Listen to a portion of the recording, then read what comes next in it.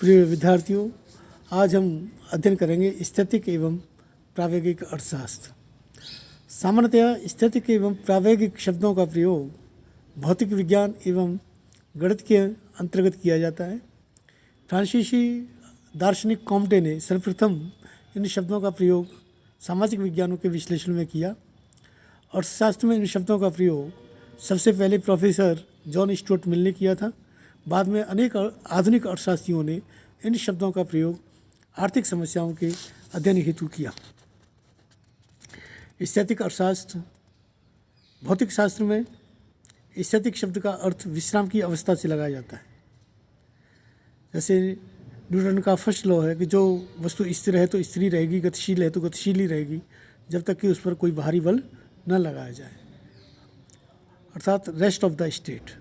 लेकिन अर्थशास्त्र में स्थैतिक दशा वह है जिसमें गति तो हो परंतु गति की दर में कोई परिवर्तन न हो। यह गति निश्चित और नियमित रूप से होती है तथा इसमें उतार चढ़ाव, अप्स एंड डाउन्स या झटके, जर्क्स नहीं पाए जाते। प्रोफेसर हेरोड ने स्थैतिक अर्थशास्त्र के बारे में अपने विचार व्यक्त किए हैं। स्थैतिक साम्य का तात्पर्य उस स्थिति से है जिसमें दिन प्रतिदिन तथा प्रतिवर्ष कार्य लगातार बिना घटे बढ़े हो रहा हो। प्रोफेसर हिक्स के अनुसार आर्थिक सिद्धांतों के उन भागों को मैं स्थैतिक अर्थशास्त्र की संज्ञा देता हूँ जिनमें तिथिकरण की आवश्यकता नहीं होती। इस प्रकार स्थैतिक अवस्था वह काल रहित अर्थव्यवस्था है जहाँ कोई परिवर्तन नहीं होते। साधारणतया स्थैतिक विश्लेषण को 3 रूपों में व्यक्त किया जा सकता है। पहला रूप है व्यष्टि स्थैतिक अर्थशास्त्र। इसके अंतर्गत मांग तथा पूर्ति के संबंध में एक समय पर at a point of time कीमत निर्धारित करते हैं जो कि काल पर्यंत थ्रू टाइम स्थिर होते हैं। इसमें एक इकाई के साम्य का अध्ययन किया जाता है। चित्र में दाईं तरफ हम देख रहे हैं कि ई बिंदु पर वस्तु की मांग एवं पूर्ति बराबर है जहाँ ये दोनों वक्र काटते हैं। अतः ई बिंदु स्थैतिक साम्य का बिंदु है जहाँ वस्तु की कीमत ओपी है एवं वस्तु की मांग एवं पूर्ति ओ एक्स है। अब इसका दूसरा रूप है समष्टि स्थैतिक अर्थशास्त्र।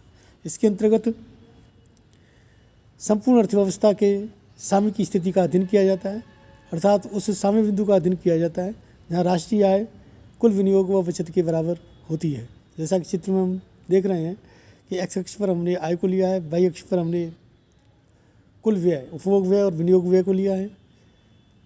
45 डिग्री की जो संतुलन आय रेखा C+I कुल व्यय की रेखा को ई बिंदु पर काटती है। अतः समष्टि स्थैतिक अर्थशास्त्र के अंतर्गत हम इस ई बिंदु का अध्ययन करते हैं। नेक्स्ट है तुलनात्मक स्थैतिक अर्थशास्त्र। इसमें व्यष्टि एवं समष्टि किसी भी स्तर पर 2 स्थैतिक स्थितियों की तुलना करते हैं। प्रोफेसर मार्शल ने कीमत सिद्धांत में बताया कि इसमें मांग व पूर्ति वक्र में परिवर्तन होने देते हैं। परिवर्तन के फलस्वरूप नया साम्य स्थापित हो जाता है। इस प्रकार पुराने व नए साम्य की स्थिति की तुलना की जाती है। इनके बीच की स्थितियों का उल्लेख नहीं किया जाता। चित्र में माना कि आय में वृद्धि होने पर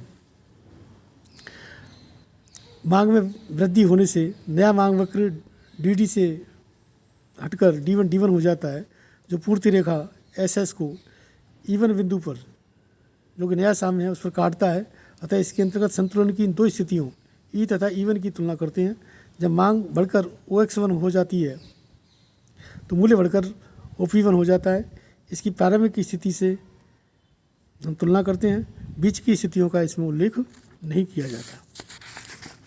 नेक्स्ट है